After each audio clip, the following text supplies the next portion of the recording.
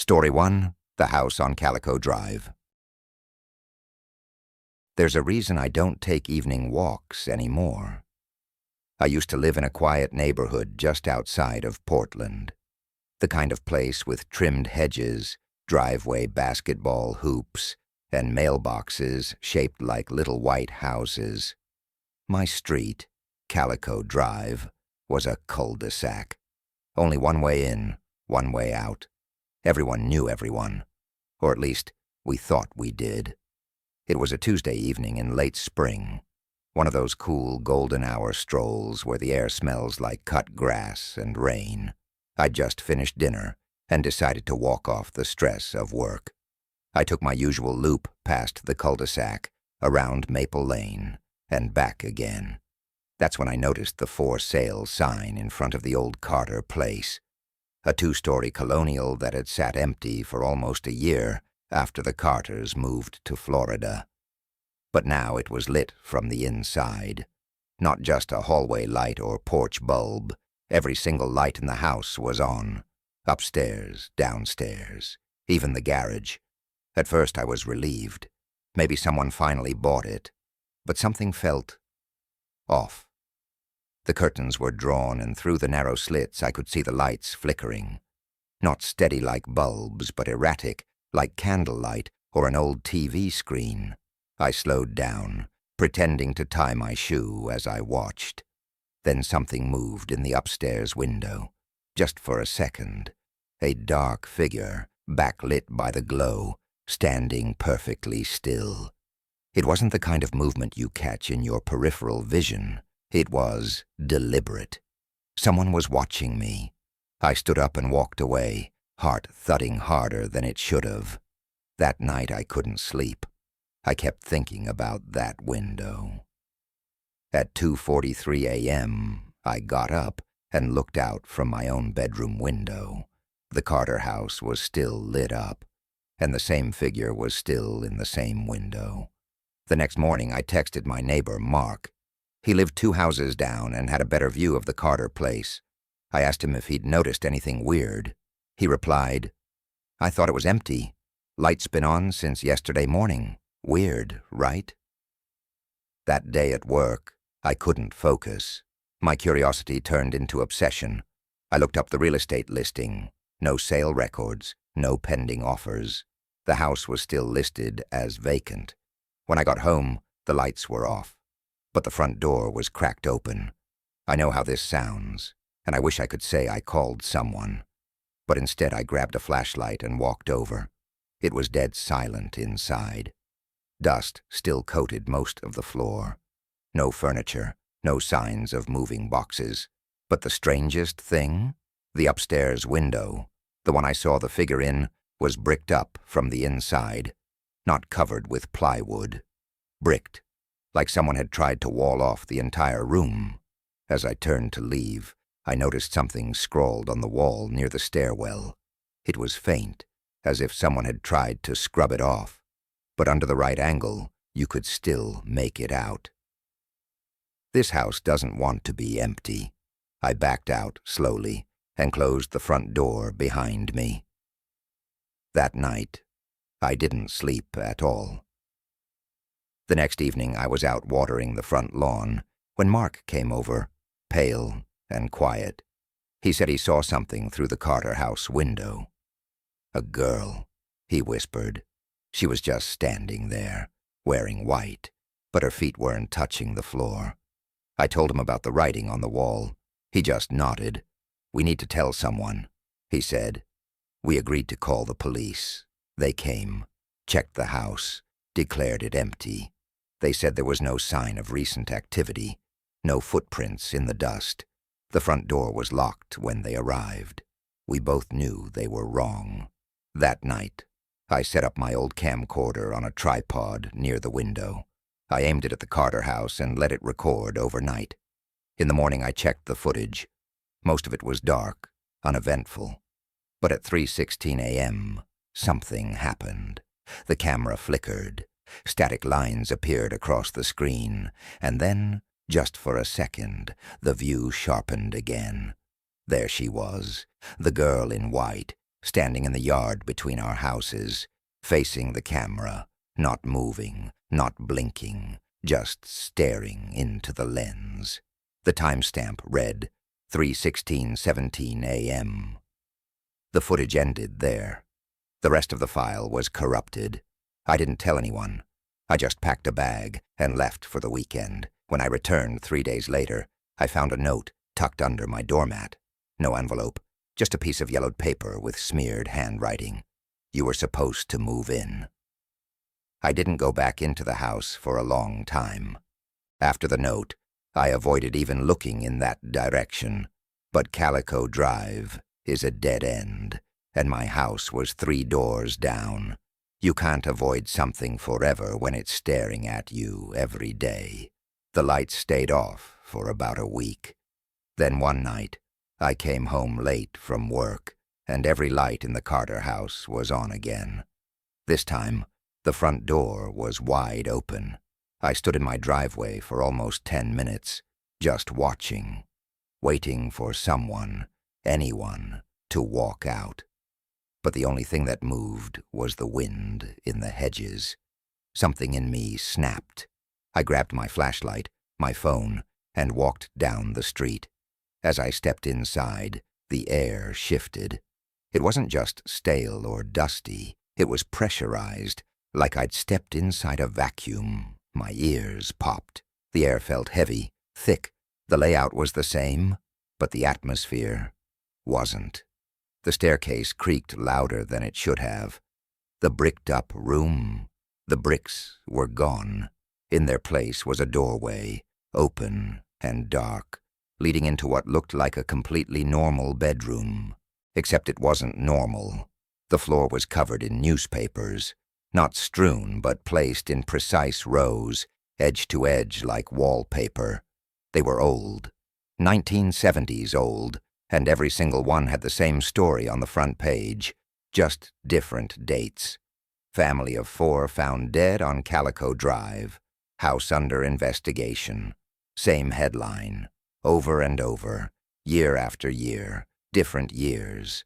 1974, 1982, 1995, 2008. I picked one up and flipped through it. Blank pages. All except the first one.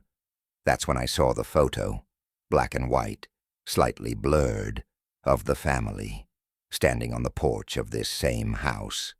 Except the faces were missing, smeared out like wet ink, all of them, and in the window behind them was the girl in white, her face the only one clearly visible. My phone buzzed, a new voicemail. I hadn't even heard it ring. I played it. It was Mark's voice, panicked, broken. I made a mistake. Don't go inside. I tried to burn the tape. It wouldn't burn. She came to the window last night. She said my name. I never told her my name. She's not done with us. Then silence. And then another voice, faint but clear, whispering, "We only need one more." I dropped the phone. Ran. I called the police. They went to Mark's house. He was gone. His place looked like he had just stepped out to run an errand.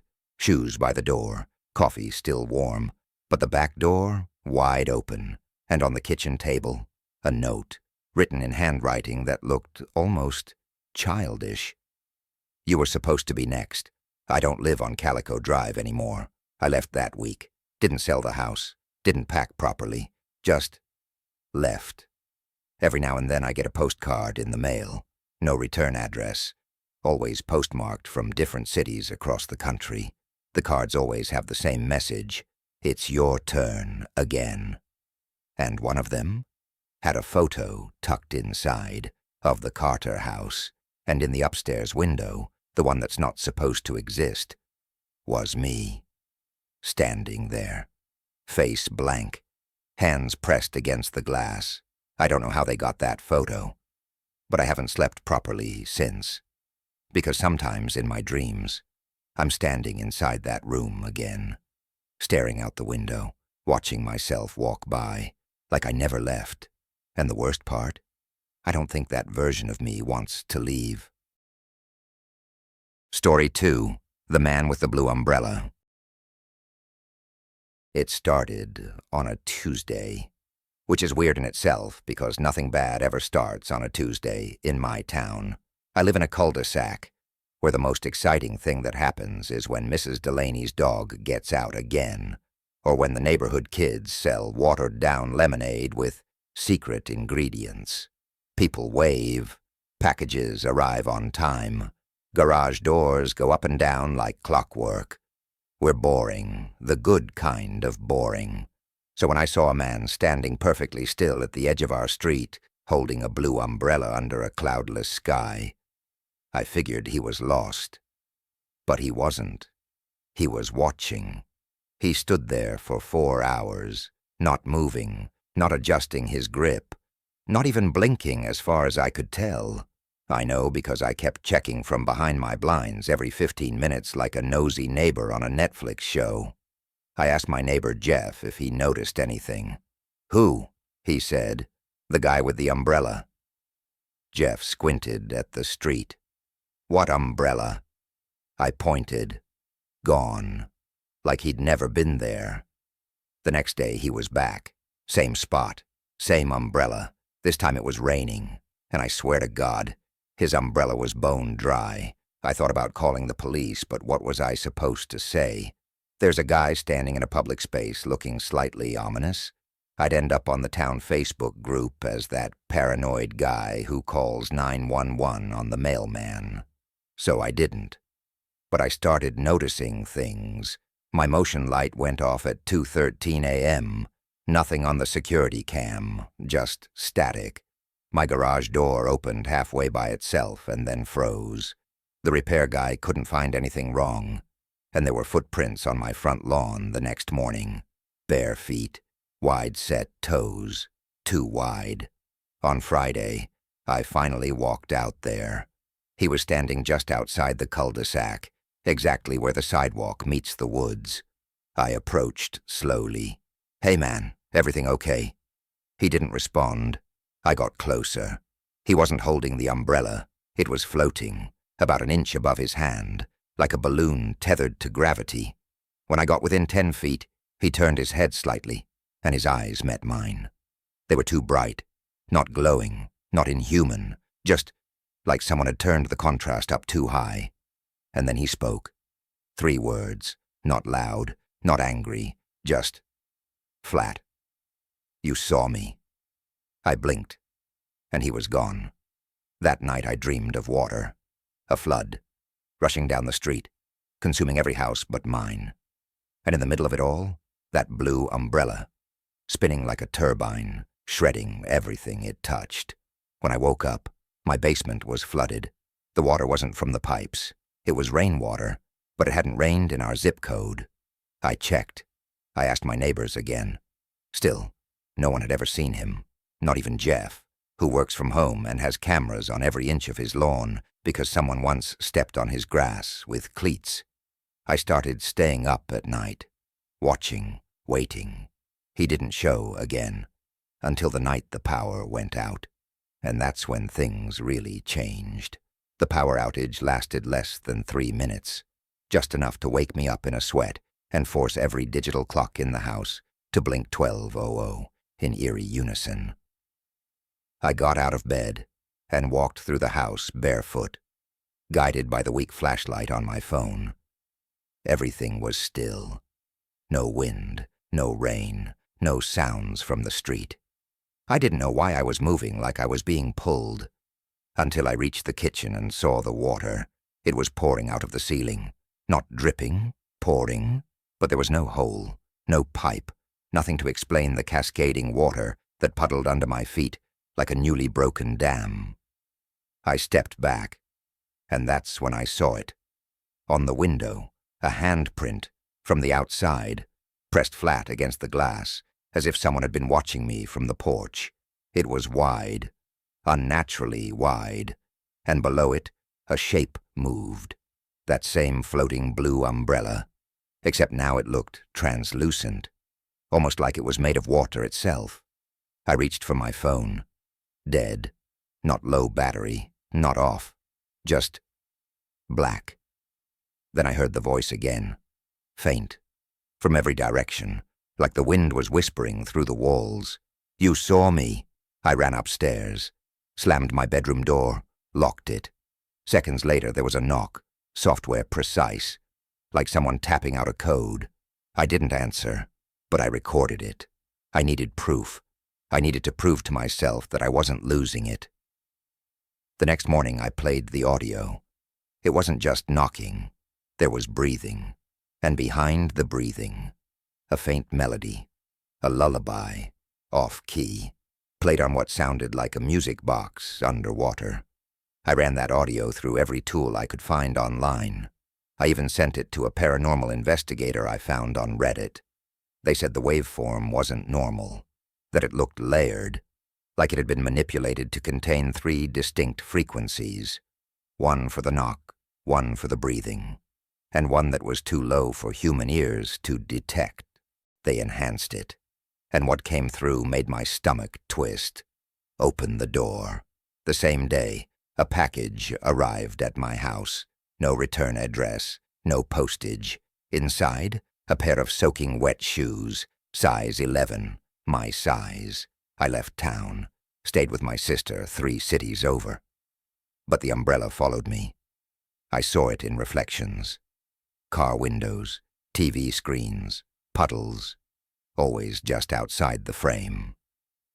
Once, I swear, I looked away from my bathroom mirror for a second, and when I looked back, there was water dripping down the glass, from the inside. I never showered without locking the door again. Weeks passed, no new sightings, until I visited my old neighborhood for the first time, just to check on the house. It looked the same, too much the same. My grass was trimmed, my garbage bins were out for pickup. My porch light was on, but I hadn't been there in nearly a month. I stepped inside, and instantly I felt it. The air was wet, dense, like walking into a cave. On the kitchen table was a note, written on what looked like wax paper. The ink was blurry, but readable. "You saw me. You remember. You belong." I backed out of the house, heart pounding. That night I didn't sleep. The next morning the police came to my door.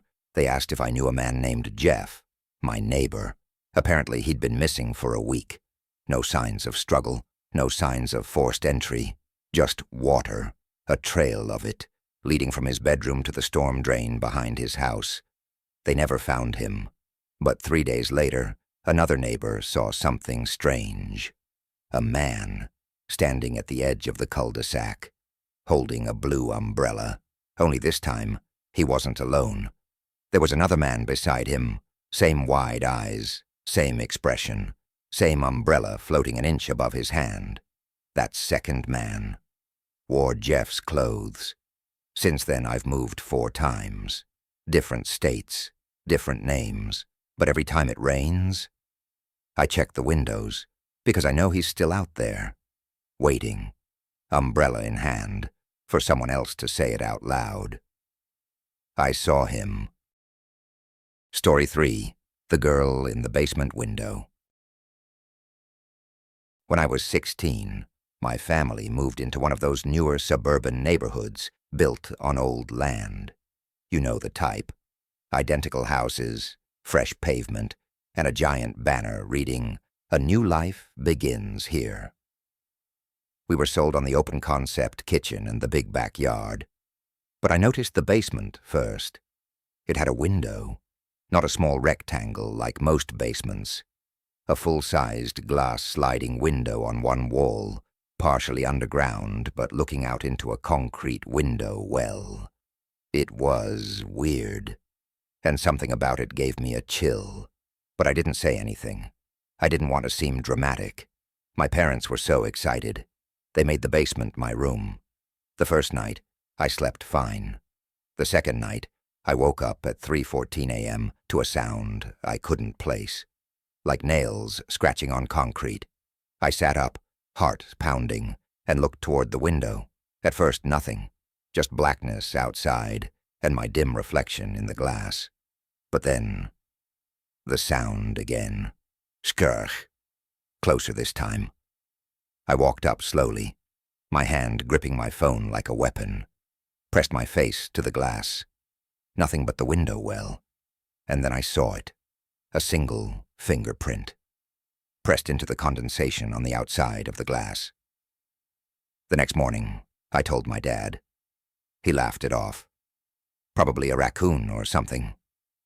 I said raccoons don't leave fingerprints. He didn't answer. That night, I stayed up late, headphones on, trying not to think about it. Around 1 a.m. I paused my music and heard it again.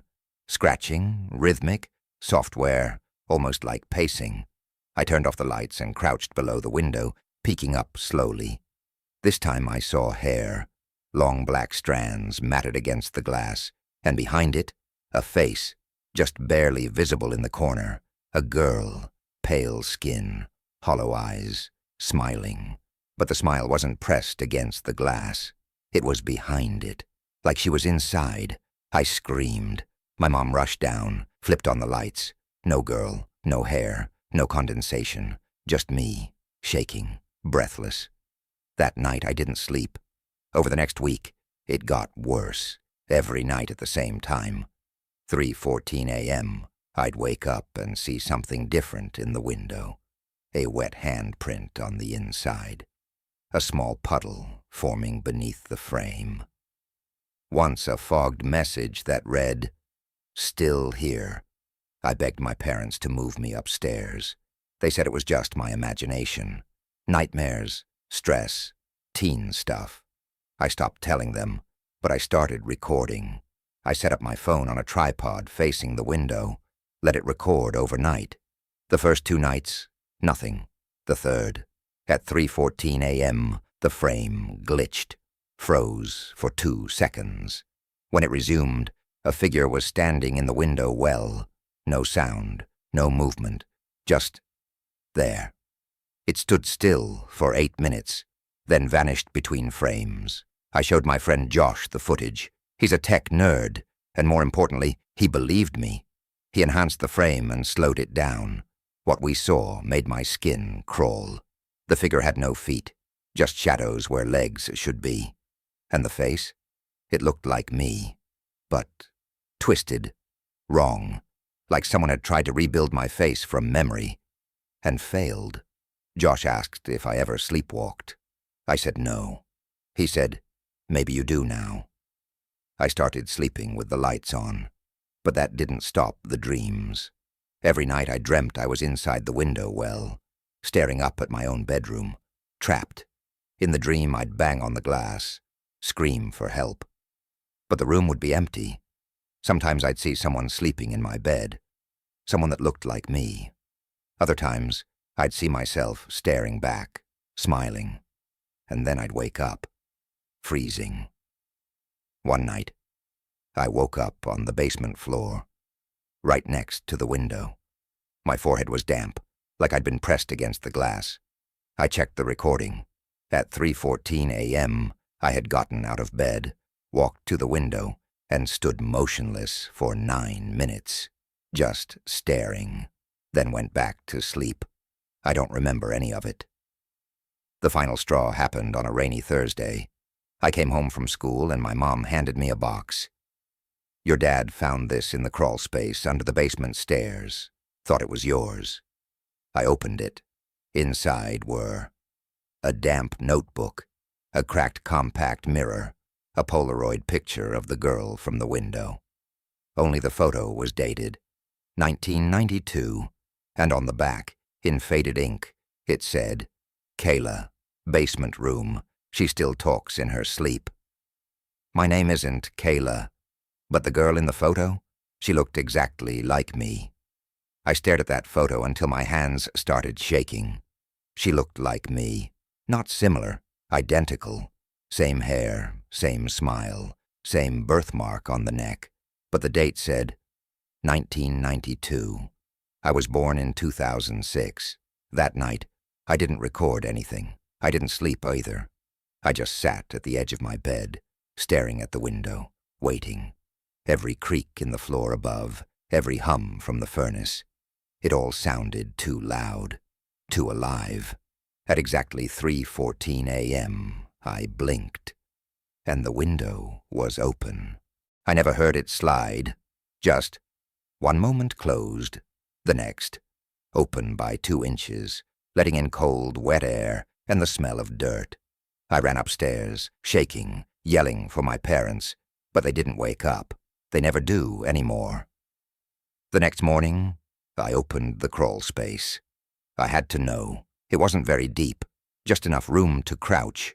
Dust caked the walls, and a rusted vent pipe jutted through the far corner.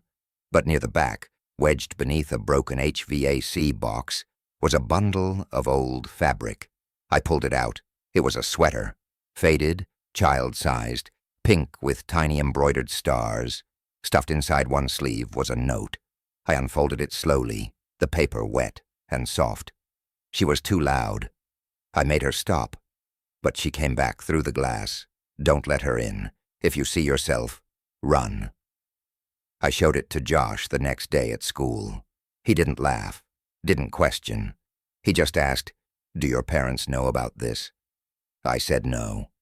He looked at me, pale, and said, "You need to leave that house." I didn't argue. That night I packed a bag, planned to stay at Josh's. But just as I zipped my hoodie, my phone buzzed. Unknown number. One new message. "Why did you go in there?" I froze. Another message. She remembers now. Then a photo.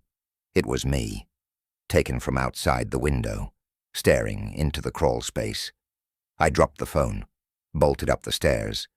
But when I got to the front door, it was chained. We don't use the chain. I turned. At the bottom of the stairs, standing in the dark, was me. Same clothes, same bag. She smiled, that broken, glassy smile, and in her hand she held the cracked mirror from the box. She whispered, "You should have stayed asleep." And then she ran at me. I woke up screaming in a hospital bed. They said my mom found me at the bottom of the stairs, unconscious. No sign of forced entry, no sign of anyone else in the house, just a shattered mirror on the floor. The weird part. When I asked about the box, the photo, the sweater, the crawl space, my parents said they never gave me a box, never found anything under the stairs, never saw a photo, but they moved my room upstairs anyway, just to help you feel safe. They said they filled in the window well with cement, but sometimes, late at night, I still hear it. 3:14 a.m., skrrch, nails on concrete.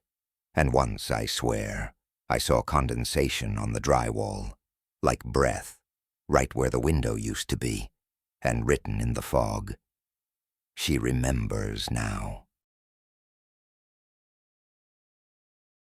If these stories made you rethink your quiet neighborhood, you're not alone.